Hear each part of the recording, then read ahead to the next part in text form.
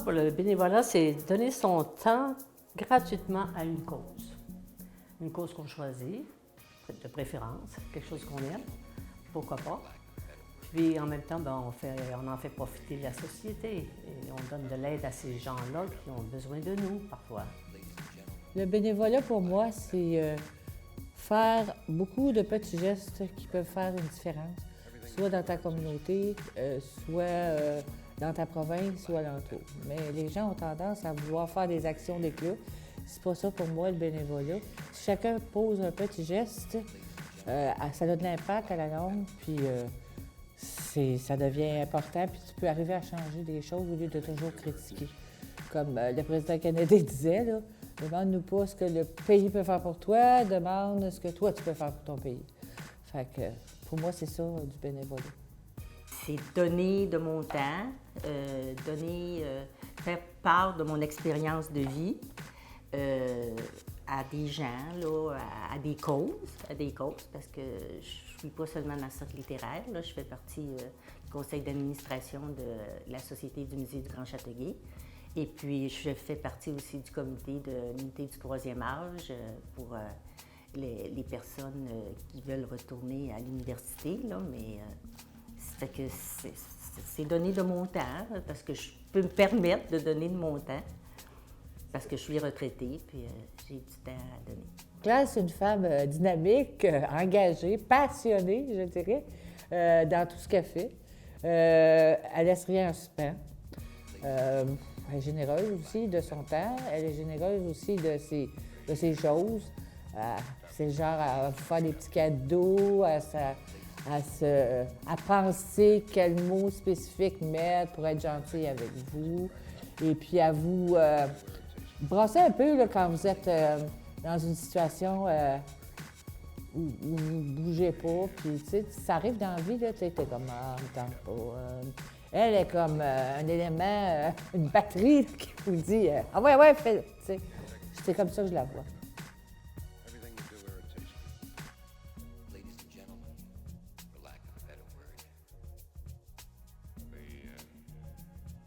J'ai fait du bénévolat en milieu scolaire, pour commencer. Ensuite, j'en ai fait à cette bibliothèque-ci, dans le cercle littéraire que j'ai fondé. Et ensuite, j'ai fait du bénévolat, j'appelle ça du bénévolat, à CTGC dans le temps, mais à TVSO actuellement, parce que j'ai écrit une pièce de théâtre. J'ai œuvré 7 ans, en tout et partout, dans le milieu scolaire. Je ne sais pas si c'était un signal, mais quand j'allais à la petite école, je gagnais toujours les prix de serviabilité. Et j'imagine que ça avait commencé à dessiner mon destin, cette chose-là. Hein?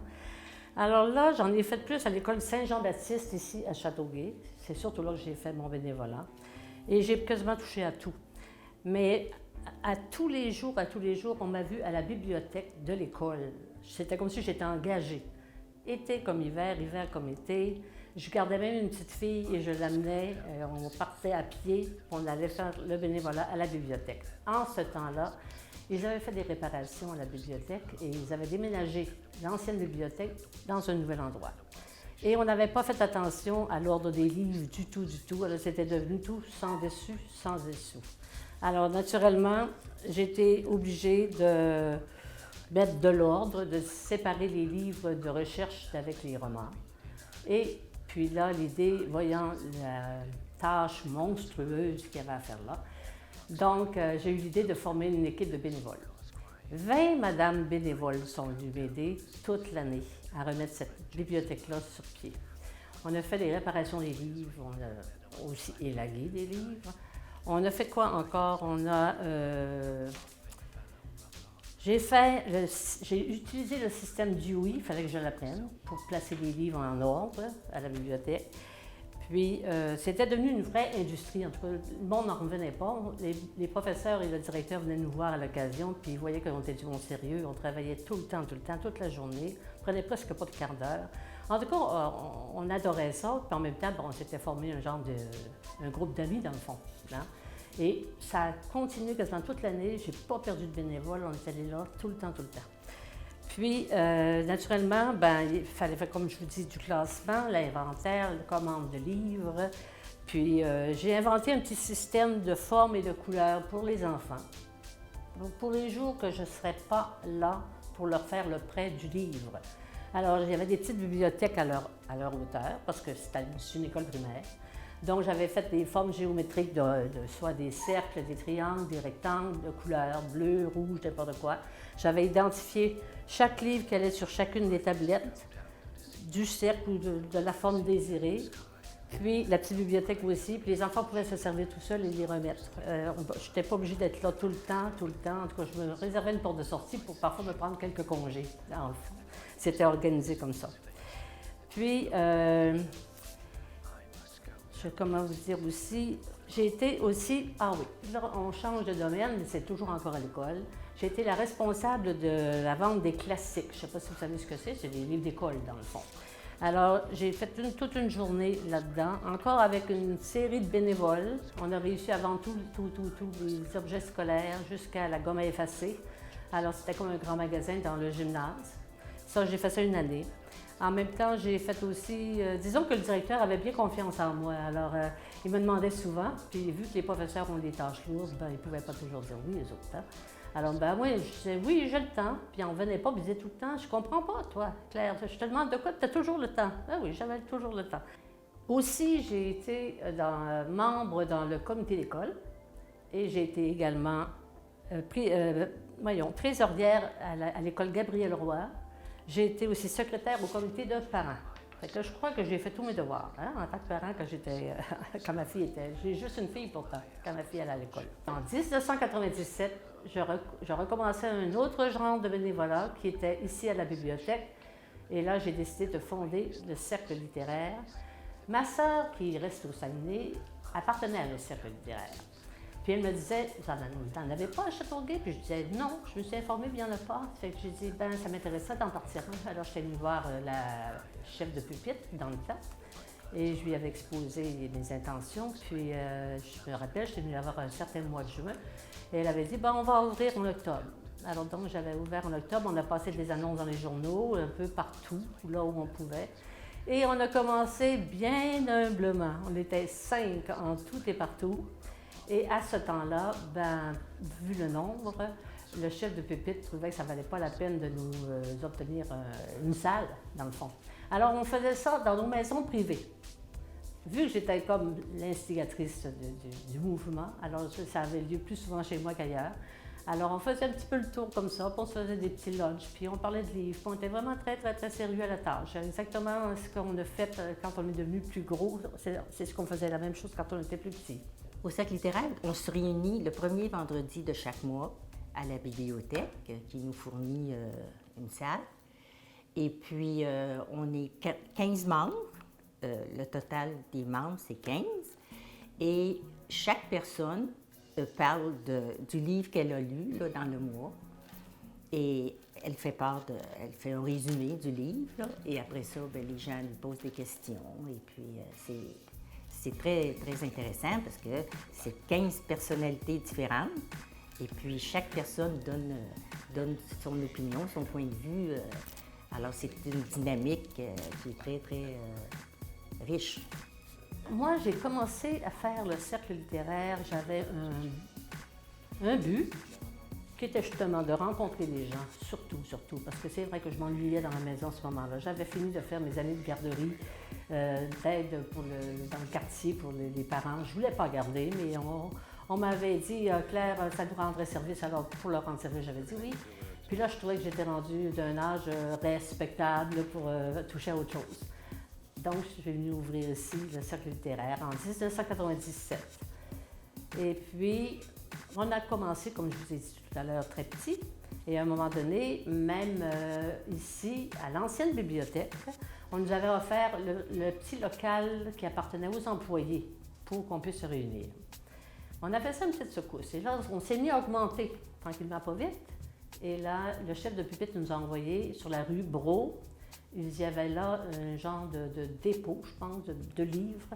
Et c'était une grande salle. Et ça avait lieu même, je crois, au même endroit que la généalogie de M. Limoges. Alors, on a partagé le local avec lui.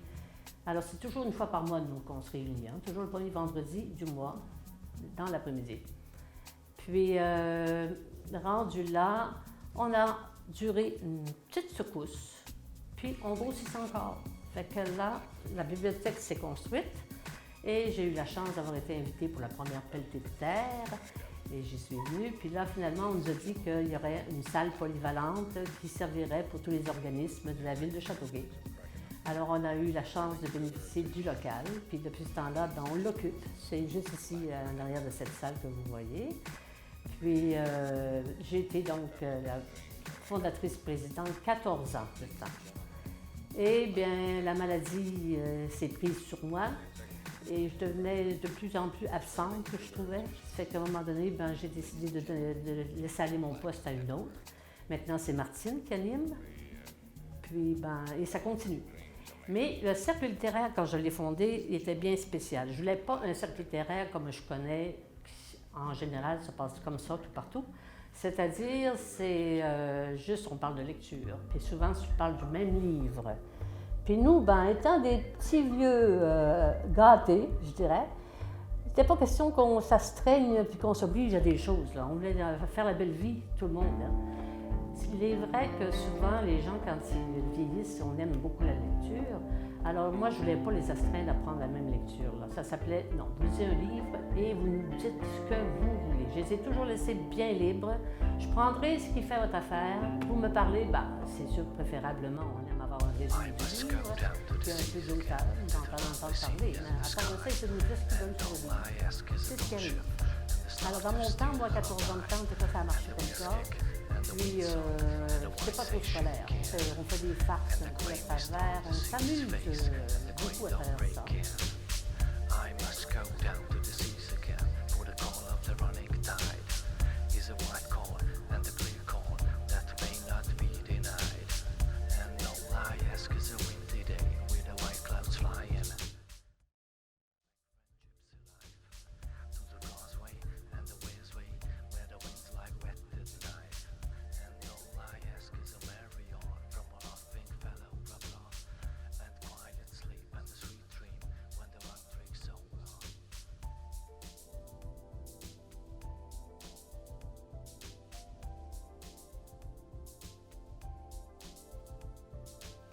C'est important de s'impliquer, mais je pense qu'il faut choisir son bénévolat. Parce qu'il y en a qui en demandent, mais il y en a d'autres qui n'en demandent pas. Puis donc, il ne faut pas les imposer s'ils n'en veulent pas naturellement. Mais ceux qui en demandent, il faut être aussi vigilant. Parce que des fois, si on connaît leur histoire, ils ont parfois mis des gens, fermé des postes. Et maintenant, ce sont les bénévoles qui les remplacent. Ce que je ne trouve pas correct. Et malheureusement, c'est ce qui est arrivé un petit peu pour la bibliothèque scolaire que j'ai faite à Saint-Jean-Baptiste. Une dame était bibliothécaire là, engagée, qui avait fait un travail merveilleux sur tous les livres. Puis à un moment donné, ben, la commission scolaire a décidé de fermer des postes. Alors c'est moi qui est arrivée, puis j'ai comme refait ça comme si j'étais une bibliothécaire. Si j'avais fait au moins 1 million d'erreurs, je sais pas, je s'arrêtais aussi bien, elle aurait été plus reconnue, puis j'aurais peut-être redemandé. Mais là, j'ai comme fait l'affaire, ça fait que ça a passé, comprends-tu? Mais c'est ça, je pense qu'il faut faire attention, il ne faut pas prendre la place de gens qui sont malheureusement, qui ont été mis à pied. Ça, en tout cas, moi, ça me dérange de savoir ces choses-là. Parce que ça, il y avait un emploi rémunéré, puis maintenant, ben, ils se retrouvent avec plus rien. Hein. C'est important de s'impliquer, puis je reviens toujours avec ma phrase de Kennedy. C'est beau critiquer, puis c'est beau trouver les défauts de ci et de ça, puis c'est important aussi. Mais moi, j'ai toujours comme arrière-question. Tu as trouvé 15 défauts. Maintenant, qu'est-ce que tu vas faire pour le corriger? Là, les gens sont... Ben, c'est pas mon problème. Le gouvernement... Non. Qu'est-ce que toi, tu vas faire pour corriger la situation? Parce que oui, c'est important de s'impliquer. C'est beau de dire, un pauvre voisin fait pitié, il n'y a personne pour ramasser sa neige, mais si ton fils de 14 ans, tu peux l'envoyer pour ramasser la neige du voisin de 80, je pense que c'est bon, là. Au lieu de dire, bien, il y a juste à s'engager quelqu'un, mais c'est pas évident. Ah ben oui, parce que je pense que s'il n'y avait pas de bénévolat, il y a bien des choses qui ne se feraient pas actuellement dans la société, parce que les bénévoles, dans tous les sens du terme, là, même, je pense, ça aide beaucoup de gens, parce qu'on voit actuellement que la société fonctionne... coup-ci, coup-ça, des fois, là. Puis on parle même de pauvreté, parce qu'il paraît qu'actuellement, il y a de plus en plus de gens pauvres, c'est même des gens qui travaillent, tu sais, qui ont de la difficulté à joindre les deux bouts. Fait que c'est pour ça que le bénévolat, là, c'est très, très important. Je pense qu'il y a plusieurs endroits où il manque de sous pour justement engager des gens. Et donc, les bénévoles sont très bienvenus dans ces endroits-là. Puis ils ont besoin d'aide, autrement ils ne s'en sortent pas. Puis moi, justement, la bibliothèque que j'ai reprise là-bas, que j'ai remis en fonction, bien, si je ne l'avais pas remise, bien les professeurs m'ont dit qu'ils n'auraient pas pu profiter de la bibliothèque de l'année. Puis c'était triste parce qu'ils donnaient souvent des travaux en concordance avec la bibliothèque, puis ils ne pouvaient pas s'en servir autrement là. Hein? C'est avec moi, c'était justement pour les enfants que j'ai fait ça, surtout.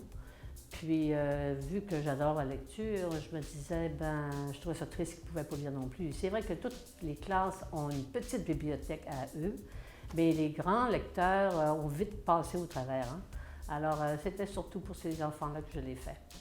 Puis, dans d'autres sphères de bénévolat, oui, c'est important de s'impliquer, ne serait-ce que pour apporter quelque chose à la société davantage, apporter un plus. C'est un plus.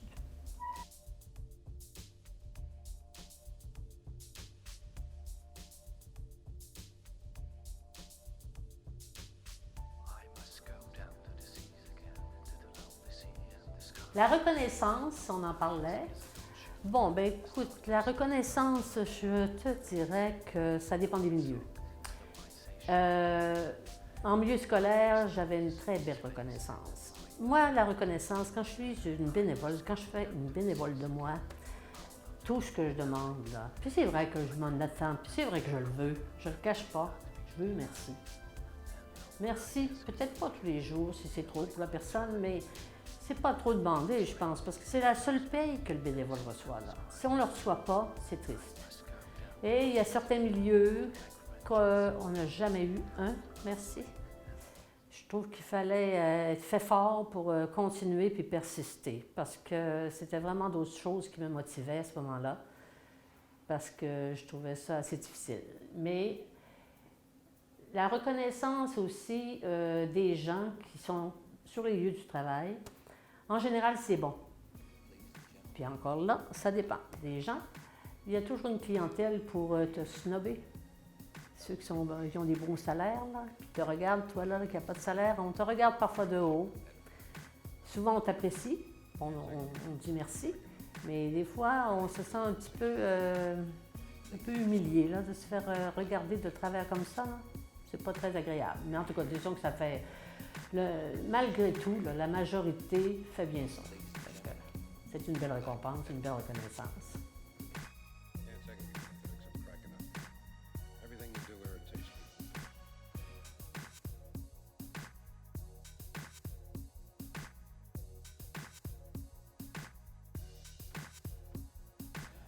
Claire m'a approchée. Je venais de prendre une pré-retraite et puis j'avais commencé à poursuivre mes rêves de jeune fille, c'est-à-dire faire du théâtre et puis etc., etc. Fait que quand elle m'a appelée pour dire qu'elle avait produit une télésérie puis qu'elle avait besoin d'une actrice, je me suis sentie très flattée.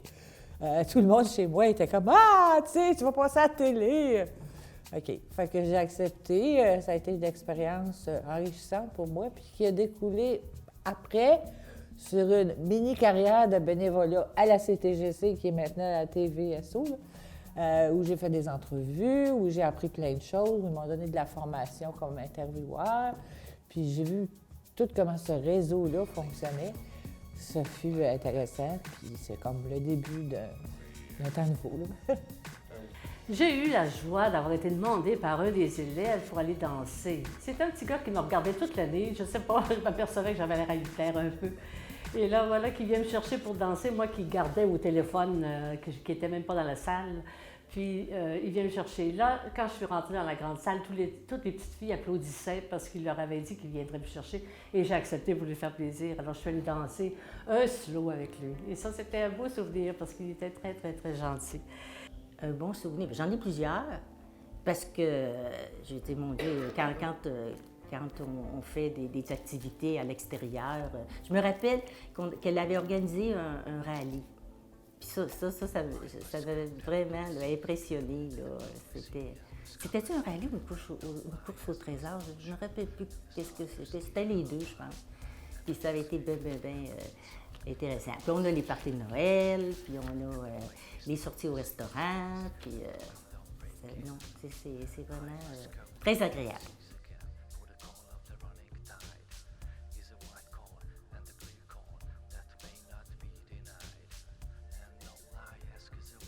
On a eu, depuis le début, 2 personnes qui sont décédées.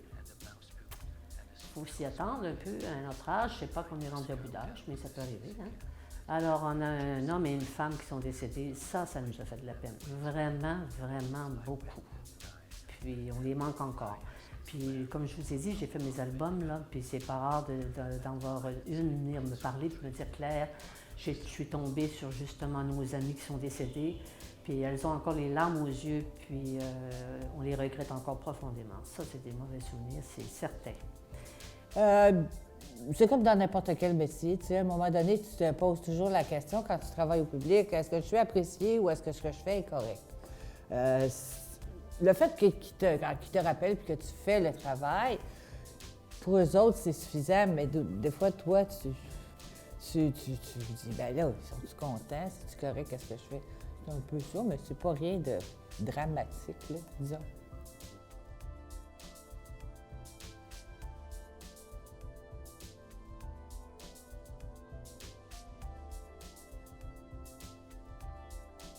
Ben, tu vises le but. Tu sais, c'est comme, j'ai fait du théâtre, puis un soir, tu fais une pièce, puis là, tu as un bon public. Puis tout le monde rit, puis ça va, puis là, tu sais, tu te sens valorisé.